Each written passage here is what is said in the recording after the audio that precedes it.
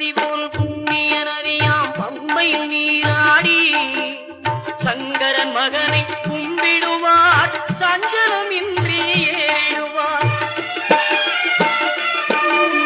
நீலிமலை ஏற்றம் சிவபாலனும் ஏற்றிடுவார். காலமெல்லாம் நமக்கே அருள்காவலராயிருப்பார். தேகபலம் தா பாதபலம் தா தேகபலம் தா பாதபலம் தா தேகபலம் தா இந்திரா